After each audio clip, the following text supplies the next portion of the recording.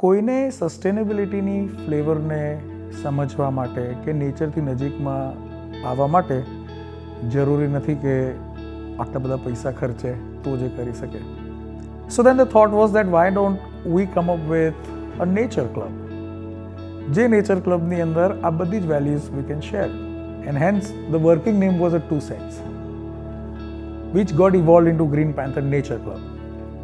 So basically 3 sections we do workshops in that. One is flora, one is a fauna, and another is a sustainability. So we share knowledge about butterfly park.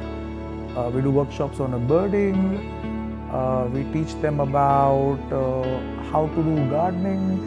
We teach them about how to grow food. We teach them about how to retain soil. We teach them about energy harvest કેવી રીતે કરી શકાય.